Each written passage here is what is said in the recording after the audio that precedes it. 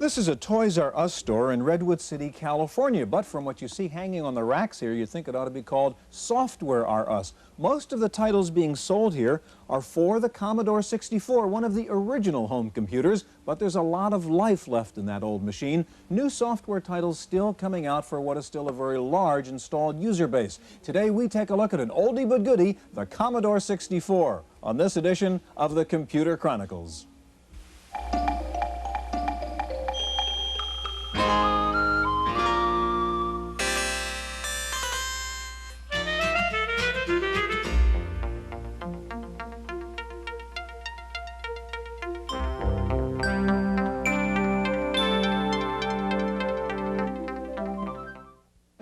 The Computer Chronicles is made possible in part by McGraw-Hill, publishers of Byte magazine, and BIX, the Byte Information Exchange. In print and online, Byte and BIX serve computer professionals worldwide with detailed information on new hardware, software, and technologies.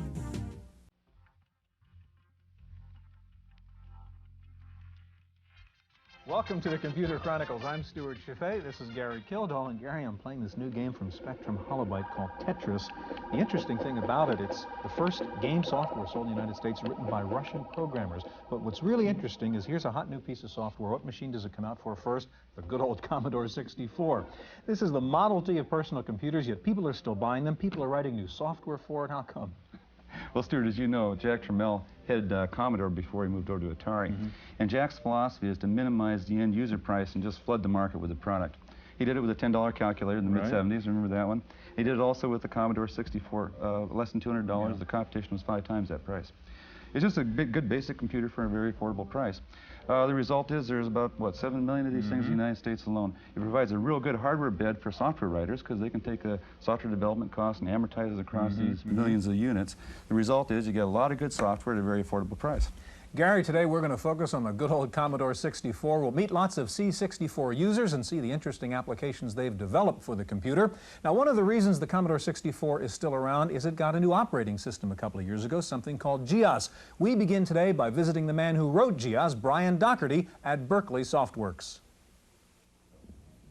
The history of personal computers is marked by some spectacular successes and failures. But the award for popularity must go to the Commodore 64, a little 8-bit machine that refuses to die. The 64's commercial success and its enormous user base have inspired some software developers to take a second look at the 64's potential. One of those companies is Berkeley Softworks, next to the university campus in Berkeley, California. What we did is we looked at these markets, at the Commodore 64 market at first and the Apple II, and basically it takes a while for people to really push a machine to its total limits. And one of the things that we really believe in here that the rest of the software world, I think, has only really started to catch on to is using very sophisticated development tools. And the net of all that is we're capable now of developing applications for these machines that I don't think people really thought these machines were capable of performing.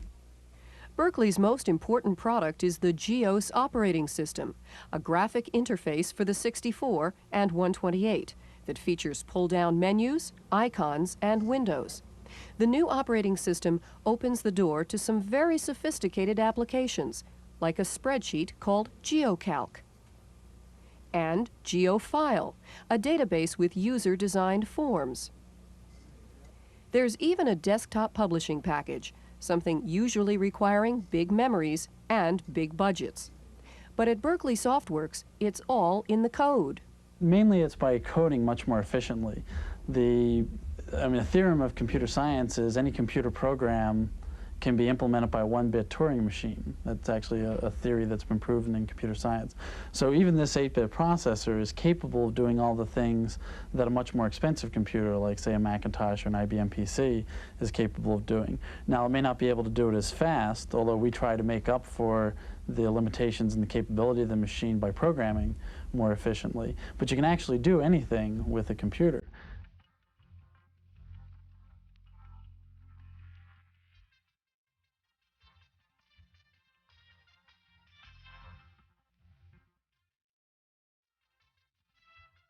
Joining us in the studio now is Lucy Morton. Lucy's a member of the Diablo Valley Commodore 64 Users Group, and next to Lucy is Mike Dunsmore, a member of the Commodore Owners of the Peninsula. Gary.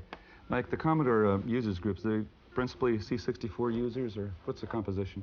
There are some user groups that are just Commodore 64s, and there might be some that have a Amiga and 64. Now, you communicate through bulletin boards over modems, is that correct? Yeah, there's about 2 or 3 bulletin board or BBSs I log on. Are those bulletin boards run by C64 sometimes, or not?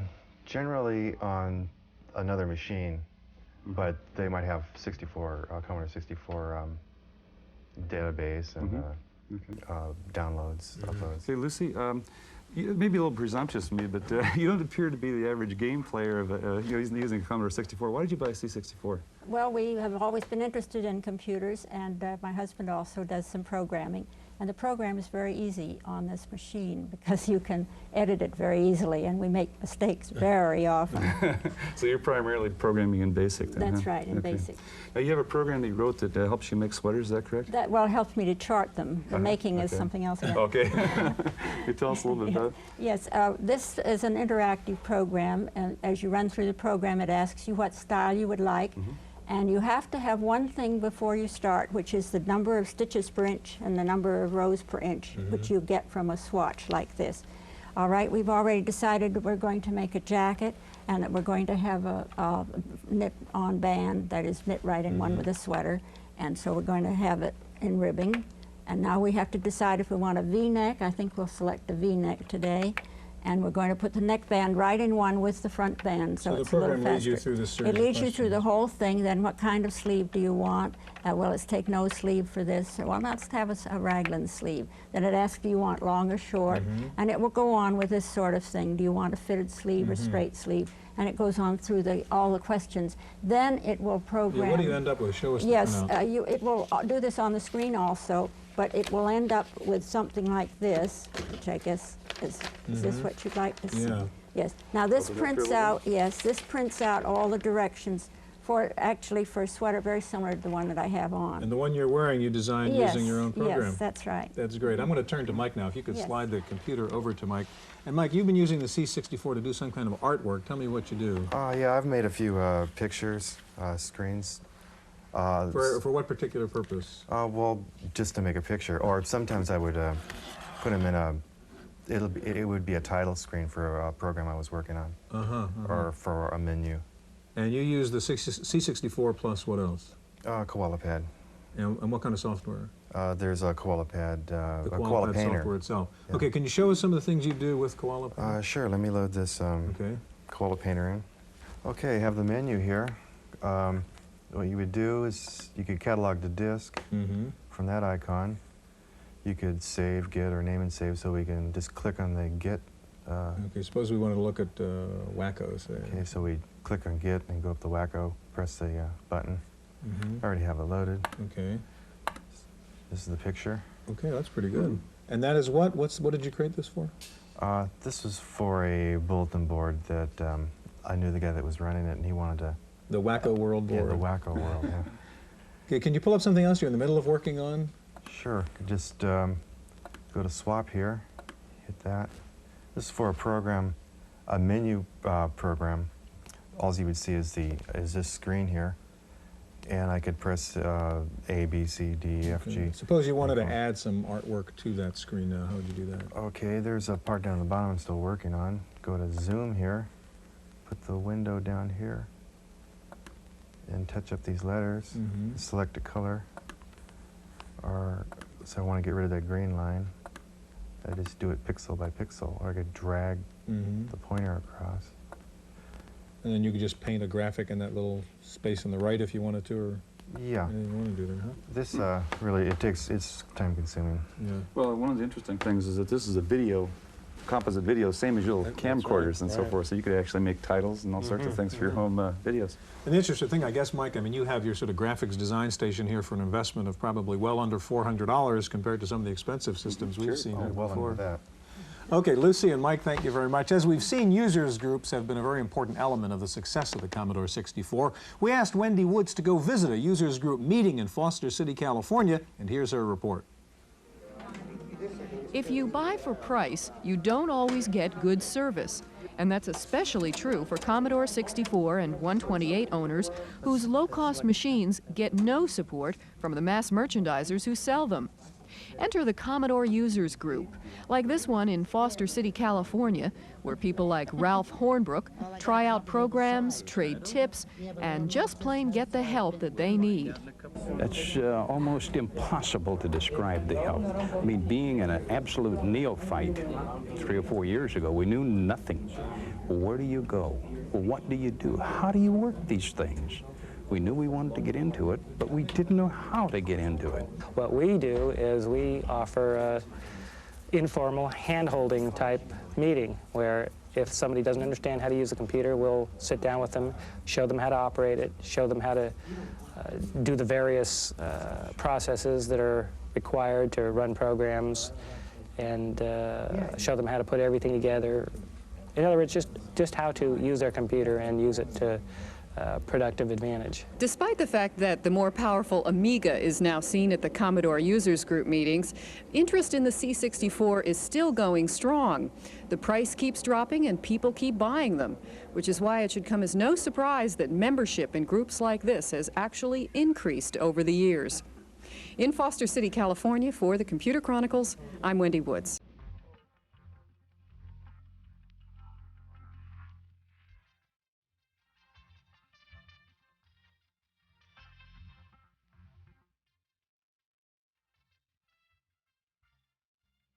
With us in the studio now is Malcolm Lowe with the Commodore West Users Group, and next to Malcolm is Kelly Flock with Electronic Arts.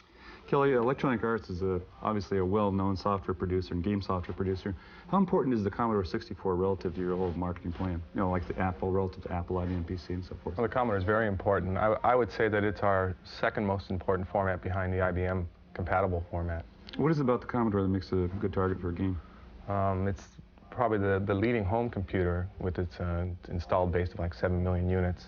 And it's very game intensive since, as you know, we make a lot of entertainment software. That's a natural place for us to be. Mm-hmm. And Malcolm, you've got a program in the tracked mode here in the background running called the Wine Steward. Yes. Can you tell us a little bit about that program? Yeah, sure. The Wine Steward is a program that's designed to help people who are unfamiliar with purchasing wines to be able to make a choice based on the food that they're going to have for dinner. Mm-hmm. Okay, and this was written for the 64, and it's used in supermarkets, I understand. That's correct, yes. Show us how you'd use it. Yeah, sure. The basic screen is a menu of choices. You move down the menu with the using a white button that's on a cabinet, mm-hmm. and using the green button, you select a further menu.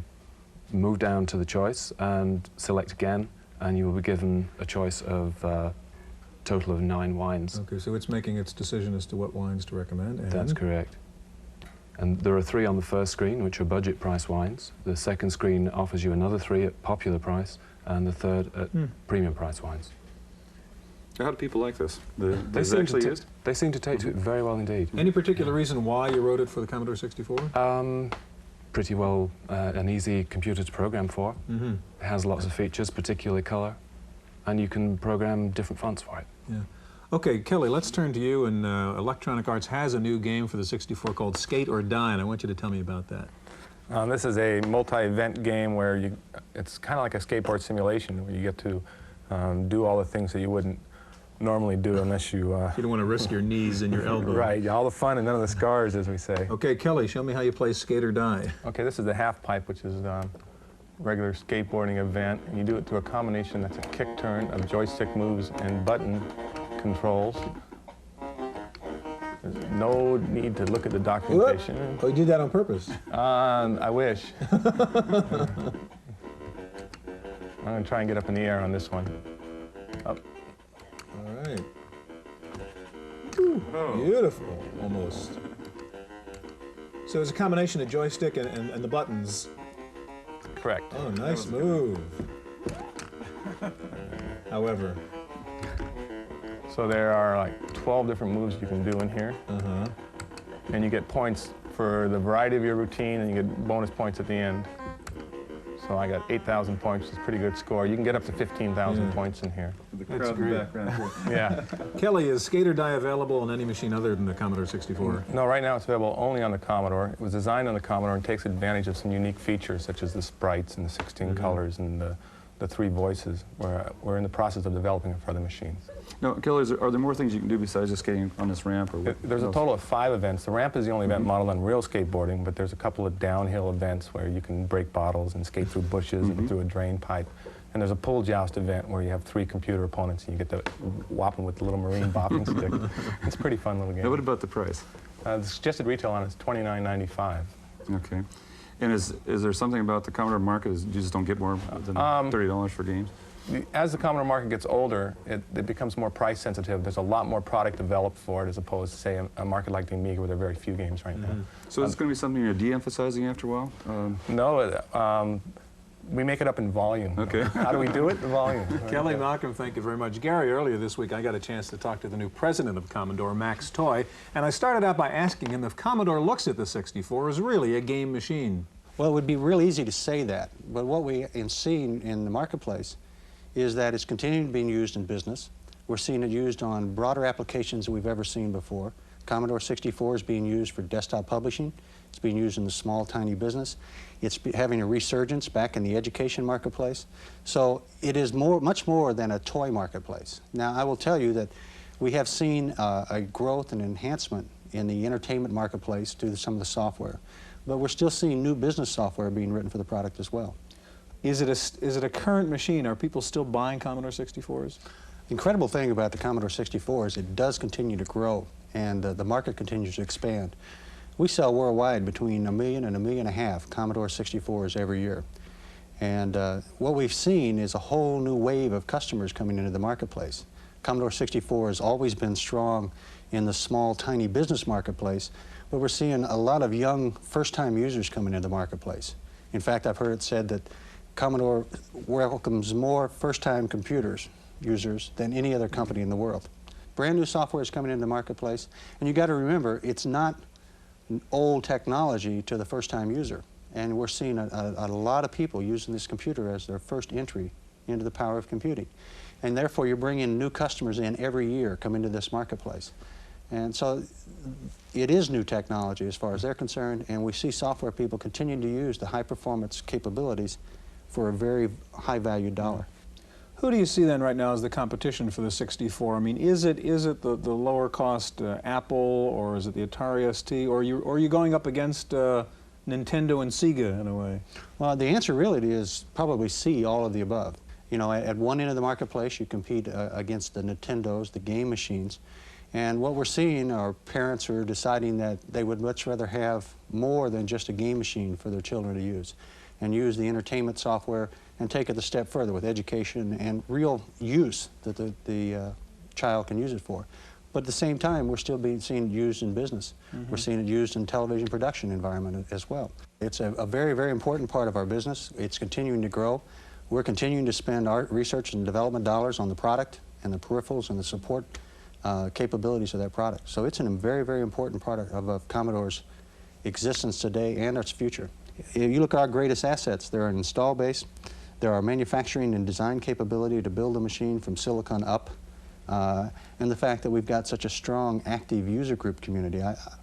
The passion that the Commodore users have for the Commodore machines and for what they've been able to do with those machines is absolutely incredible, and that's exciting, that's fun.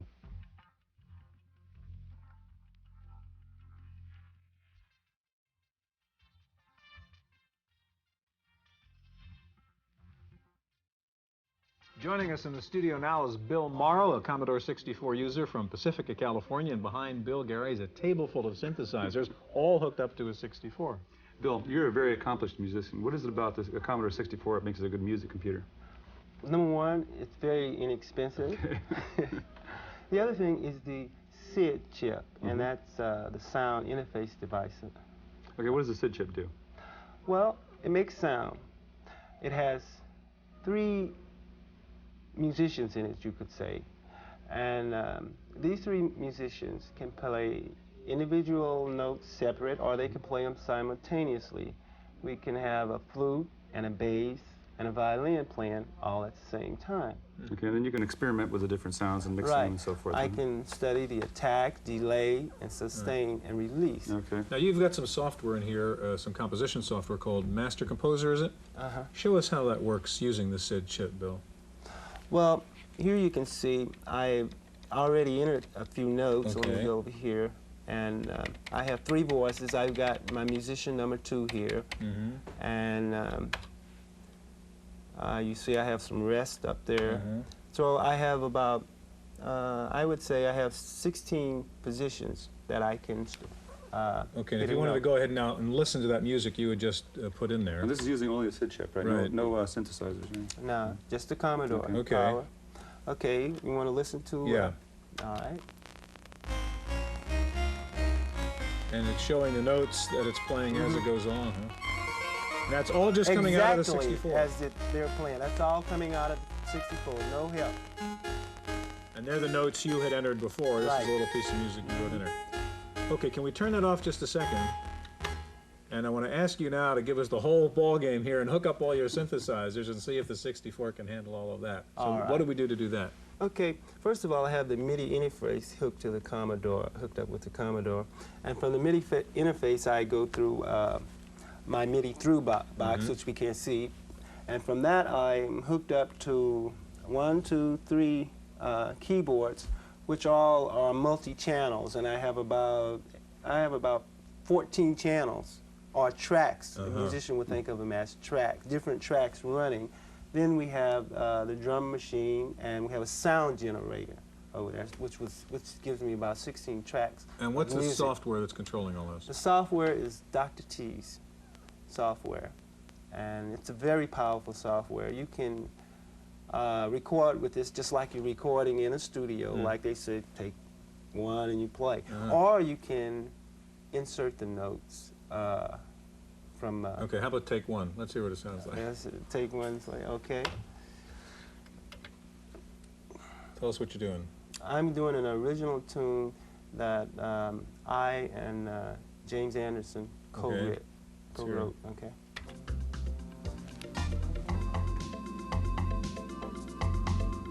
That's pretty darn good. Yeah, that's what it is. Now, let me ask you. You're a musician. What's the pleasure of working with something like the C64? You had told us before you were thinking about getting out of the music business, but now you're back in it. Well, the pleasure is I don't have to have a lot of musicians to rehearse with. I don't have to tell them play my music simple. I want, you know, and I've got a drummer that this crazy machine will just play all day long. And most of the time I would wear musicians out. I like to rehearse. And these guys say, well, I'm tired. So as a composer and as a musician, you have more control now. I have more control. With pretty little investment, as you said. Oh, it's a very cheap investment. Thanks so much for being here, Bill. That's our look at the Commodore 64. Hope we'll see you here again next week on the Computer Chronicles.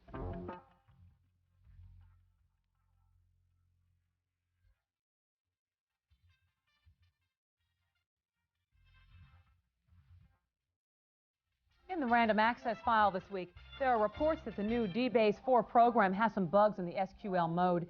Byte Magazine's Microbyte service and a company called Quadbase have both reported that responses to SQL query statements can lead to incorrect reports on the number of records or to an internal error message that prevents the execution of the query. Ashton Tate says it is investigating the reports. The Inver virus, which attacked the Macintosh community several months ago, has been discovered on a Mac CD-ROM disk of public domain software.